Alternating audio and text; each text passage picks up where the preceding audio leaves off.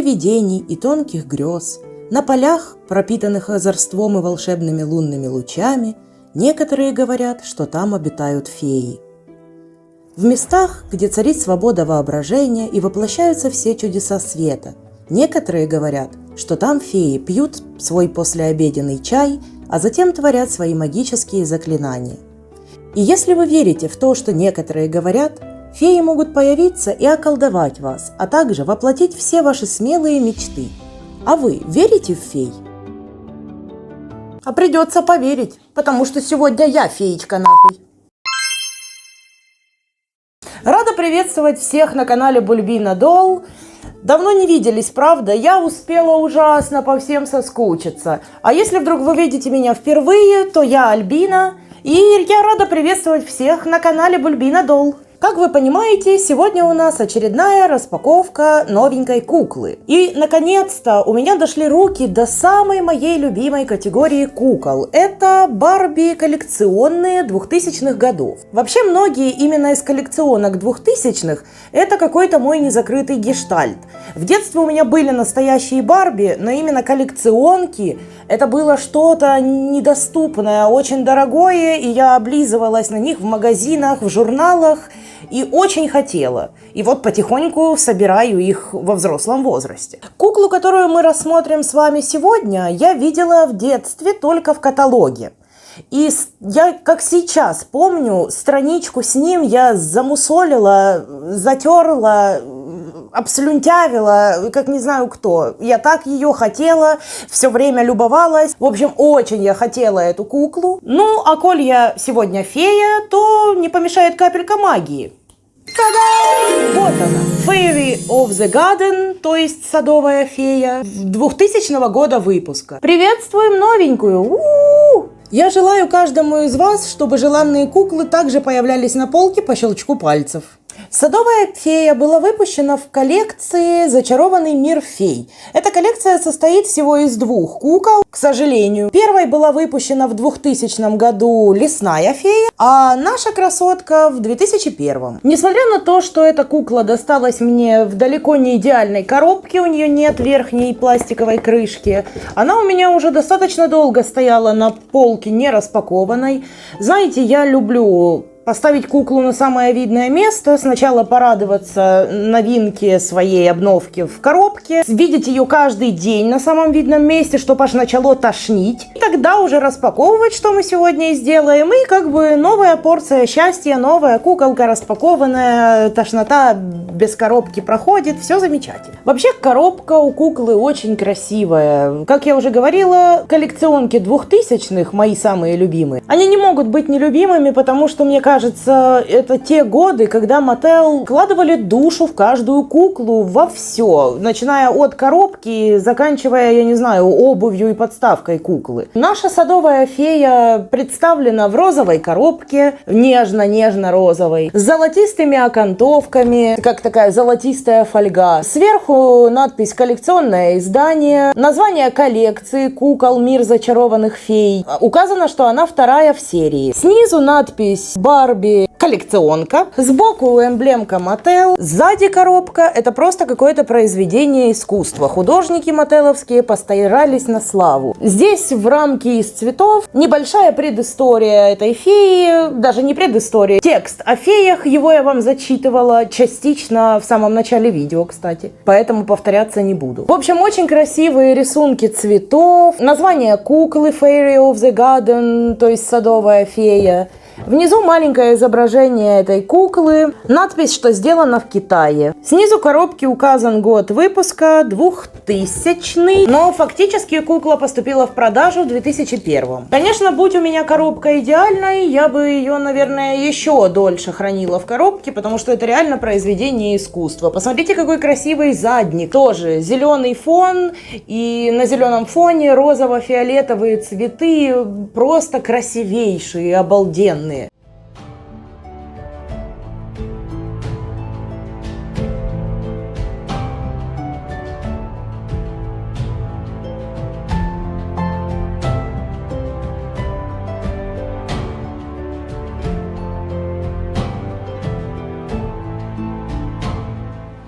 В общем-то, в коробке вы на нее насмотрелись, а я так тем более, она около года у меня уже. Поэтому предлагаю ее выпускать на волю. Потому что, знаете, феи в неволе становятся иногда очень даже агрессивными. Finally! Been trapped in that coffin with no one but a mad rider and my own farts for company. Кто понял, откуда эта отсылка, сообщи об этом в комментариях. Интересно, вдруг тут помимо меня еще есть геймеры? В общем, как я уже говорила, здесь должна быть пластиковая розовая крышечка, которая снимается, но ее спионерили какие-то гномы. Поэтому у нас распаковка вообще простая. Вынимаем распрекрасный задничек. Замечательно. Гномы скоммуниздили не только крышку, но и, судя по всему, сертификат подлинности, который должен быть в комплекте. Ну, что ж сделаешь. Как я уже говорила, задник – это произведение искусства. Это так красиво, вы только посмотрите, как эта фея выглядит на этом фоне. По-моему, просто замечательно. Сзади все на проволоках и скотче. Сейчас все это я пораспутываю и будем рассматривать непосредственно куколку. Рынь, рынь. Приветствуем красотку с крылышками. Уи! Итак, что мы имеем? Подставочка. Сейчас мы ее соберем. И кукла. Сейчас я быстренько соберу... Отодвинь нос. Нос в кадре. Сейчас я быстренько соберу подставочку, а пока что моей подставкой служит рука мужа. Используем мужей по назначению. Он только что шепотом прошептал: ты что, охуела? Чуть-чуть. Тут нужно попасть в пазик. Кажется, мне нужно еще использовать мужа по назначению немножечко. Втыкивать не по моей части. Дурацкие шутки. Так, ну что-то тут я втыкнула. Подставочка такая, можно сказать, винтажная. Написано «Сделано в Китае» и стоит 97-й год. То есть такие подставки появились в 97-м. Беленькая, с прозрачной ножкой. То есть это подставка седло, это, по-моему, называется, когда куклу вот так нужно сажать. Я ненавижу подставки такого плана, потому что, по-моему, я тупая. Почему они никогда не достают до земли? Почему она мотыляется на ней? Я делаю что-то не так? Седло есть. Сажаем. Почему она не достает? Почему она мотыляется? Напишите мне в комментариях, что я делаю не так. У меня было таких несколько подставок, и я с детства не могла понять, что нужно делать. В общем, как-то я ее прицепила. Ну, это же у нас фея, она немножко парит в воздухе. Прежде чем мы начнем непосредственно ее обзор, я хотела бы, как всегда, традиционно попросить вас поставить лайк этому видео, подписаться на канал, если вы не подписаны. И самое главное, написать комментарий. Любой. Что думаете о кукле? Что о моем образе? Передать привет маме, папе. Потому что комментарии – это главное продвижение видео. А съемки обзоров – это не только мое развлечение, но и в первую очередь я их пишу для вас. И, конечно же, мне интересно узнать ваше мнение, пообщаться с вами. Так что буду очень благодарна. Лайк, комментарий, подписочка. Ну что ж, рассмотрим куклу. На первый взгляд это просто произведение искусства. Детализированное, красивое. Кажется, продумана каждая деталь. Но не все так хорошо.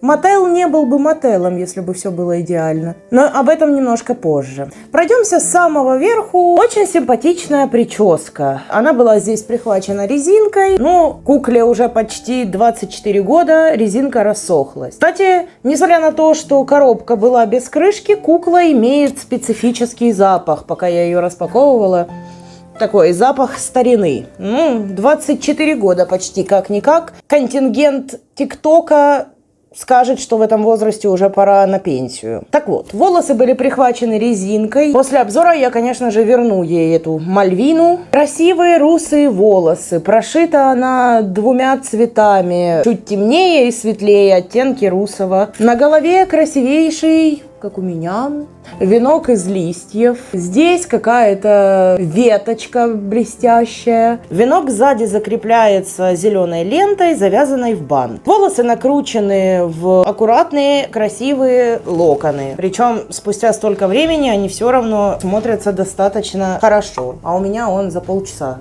пораскручивались в соперке. У куклы невероятно красивое лицо. Выполнена она на молде Боб Маки. Кстати, наверное, это мой самый любимый молд.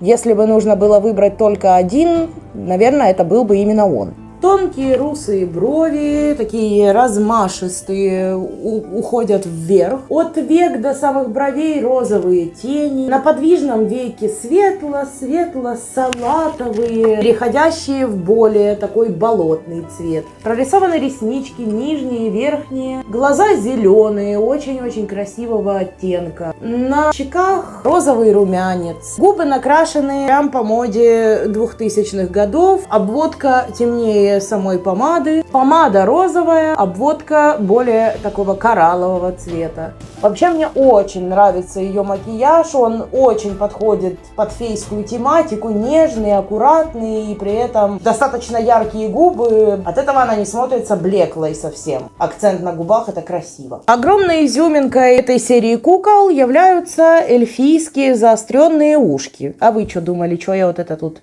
отрастила себе? На молде Маки с такими ушами выполнено мало кукол.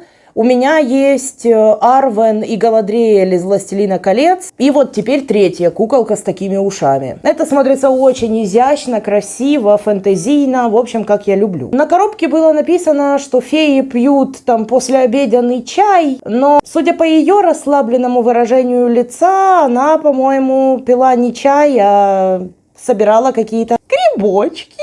Осуждаем. Одета кукла в прекрасное, роскошное, струящееся платье, как будто бы какая-то волшебная паутинка это. Все усыпано блестками, будто бы это волшебная пыльца. В общем, платье очень красивое, будто бы какая-то магия ее окутывает. Мне ужасно нравится. Воздушное, струящееся, блестящее. На поясе такие же листочки, как в венке, с веточками, тоже все в блестках. Фейские крылышки. Это, кстати, разочарование номер 1. Спереди они, конечно, очень красивые. Именно так ее представляли передом, конечно же, на всех промо-фото. В детстве я думала, что эти крылья вообще из пластика, но по факту они выполнены из картона, их очень легко сломать и согнуть. И самое ужасное, то что сзади их не постарались никак прокрасить. Если спереди они полностью усыпаны блестками, которые, кстати, ужасно обсыпаются, у меня тут все в фейской пыльце, то сзади их даже не прокрасили ничем, не разрисовали, просто картон. Крылья пришиты к платью, то есть должны сниматься вместе с платьем. И тут мы приходим к разочарованию номер 2. Я хотела традиционно раздеть куклу и посмотреть ее тело, но Mattel и в 2000-х годах Mattel, они зашили платье, да еще и вместе с проволокой. Как ее оттуда вынимать через эту маленькую дырочку, я не представляю. В общем, обзор тела, я так понимаю, отменяется. В общем, продолжаем. Мы еще, кстати, куклу в одежде не дорассмотрели, а я уже бегу раздевать ее. На ногах у нее просто очаровательные, я не знаю, как эту обувь назвать, какие-то эльфийские ботиночки. Остроносые, очень милые, просто именно такая фейская приколюха. Они сделаны из кожзама, от времени уже, конечно, вот на пятках пообсыпались и немного липковатые. Даже боюсь их снимать. Местами, конечно, из платья торчат нитки, не все так идеально, как кажется. Ага, прядь была пришита к платью, судя по всему, но уже нет. Самое забавное, что на платье нет никакой застежки, ни липучки, ни кнопки, но при этом сделаны тканевые трусы. То есть, в принципе, оно должно бы сниматься, но нет. Что по подвижности? Голова наклоняется из стороны в сторону, вперед, назад. Руки разводятся в стороны, вперед, назад, вокруг своей оси, если бы крылья не мешали и платье можно было снять. Мне почему-то казалось сначала, что у нее тело twist and turns, но сейчас, позаглядывав везде и потрогав ее, мне кажется, что это belly button все-таки. Ну, конечно, 2000-е годы это уже эпоха belly button. Такая умная. Хотелось бы вам показать ее тело, но, я не знаю, распарывать платье коллекционки мне как-то жалко, если честно. Конечно, я еще об этом подумаю, потому что мне это не дает покоя, я с таким никогда не сталкивалась. Несъемный наряд меня бесит. У меня чуть ухо не отвалилось от злости. В целом, кукла, несмотря на два огромных минуса, это просто картонные крылья сзади и несъемный костюм, она мне очень нравится. Она очень детализированная, вся усыпана блестками, она просто переливается. Я не знаю, смогу ли я передать это камерой, но крылья и платье просто можно залипать час. Я, наверное, этим и займусь после съемки видео, поставлю на свою крутилку и буду на нее просто вот так смотреть. Кстати, я хотела поинтересоваться вашим мнением. У меня здесь сзади стоят куклы из моего детства. Русалочка, фея. Я думаю, вы их все знаете. Это Фейритопия серия. Была бы ли вам интересна рубрика о куклах моего детства? То есть это был бы не формат распаковок, а мини-обзорчик кукол из детства с какими-нибудь историями, со многими куклами из детства. Связаны какие-то интересные истории из моей жизни. Напишите, пожалуйста, в комментариях, была бы ли интересна вам такая рубрика.